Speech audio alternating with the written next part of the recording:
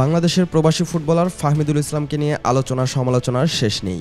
কিছু জায়গায় তো ছাড়িয়ে গেছেন হামজা চৌধুরীকেও, কারণ তাকে জাতীয় দলে নিতে আন্দোলনও করেছে দেশের ফুটবল প্রেমীরা। সরকারের উপদেষ্টা পর্যন্তও নড়ে চড়ে বসেছিলেন। তার প্রতিদান ভালোভাবেই দিয়েছেন ফাহমিদুল। হংকংয়ের বিপক্ষে 2 ম্যাচে করেছেন 2 অ্যাসিস্ট। তবে নভেম্বরে ঘরের মাঠে ভারতের বিপক্ষে ফাহমিদুলকে নিয়ে দুঃসংবাদ পেল বাংলাদেশ। ঘরের মাঠে হংকংয়ের বিপক্ষে বদলি হিসেবে নেমে খেলার গতি বাড়িয়েছিলেন ফাহমিদুল। 3-1 গোলে পিছিয়ে থেকেও ম্যাচে ফেরে বাংলাদেশ। দলের দ্বিতীয় গোল আসে শেখ মোরসালিনের পা থেকে। সেই গোলের যোগানদাতা ছিলেন ফাহমিদুল ইসলাম। হংকংয়ের রক্ষণে একাধিকবার ভয় ধরিয়েছেন এই তরুণ ফুটবলার। তবে শেষ পর্যন্ত কাবরেরার দল 3-4 গোলে ম্যাচ হেরে যায়। হংকংয়ের বিপক্ষে ফিরতি লেগে 1-1 গোলের সমতায় ম্যাচ শেষ করে হামজা জামালরা। সেখানে বদলি হিসেবে নেমে আক্রমণের ধার বাড়ান ইতালি প্রবাসী এই ফুটবলার। শেষ পর্যন্ত তার অ্যাসিস্টে গোল করে দলকে সমতায় ফেরান রাকিব হাসান। এদিনও সবার মন জয় করেই ফুটবল খেলেছেন ফাহমিদুল ইসলাম। তবে বিপত্তিটা বাধে হলুদ কার্ড দেখলে।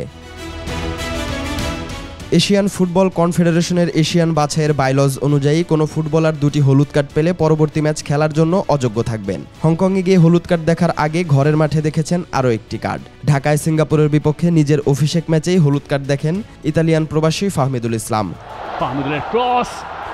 2টি হলুদ কার্ড দেখায় আসছে নভেম্বরে ভারতের বিপক্ষে ম্যাচে খেলতে পারবেন না ফাহমিদুল। সবশেষ 2 ম্যাচে দুর্দান্ত খেলা এই তরুণ ফুটবলারকে ঘরের মাঠে না পাওয়ায় বিড়ম্বনায় পড়েছেন কাবরেরা।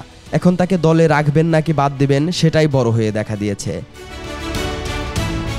এই ফাহমিদুলকে জাতীয় দলে খেলানো নিয়ে নাটকের কমতি ছিল না। বয়সের অজুহাতে তার হাতে লাল সবুজের জার্সি তুলে দেয়নি কাবরেরা। এ নিয়ে আন্দোলনও করে দেশের ফুটবল প্রেমীরা। পদত্যাগ চাওয়া হয় কোচের। পরে ক্রীড়া উপদেষ্টার হস্তক্ষেপে পরিস্থিতি শান্ত হয়। যখন জাতীয় দলে ফাহমিদুলের অভিষেক হয় তখন শুরু হয় নতুন গুঞ্জন। ফাহমিদুল নাকি দেশের জন্য খেলেন না, তার আচরণেও নাকি উগ্রতা প্রকাশ পেয়েছে। তবে সবকিছুর জবাব মাঠেই দিয়েছেন ফাহমিদুল ইসলাম। কিভাবে খেলা পরিবর্তন করে দলকে ম্যাচে ফেরানো যায় হংকংয়ের বিপক্ষে সেটা দেখিয়েছেন এই তরুণ ফুটবলার।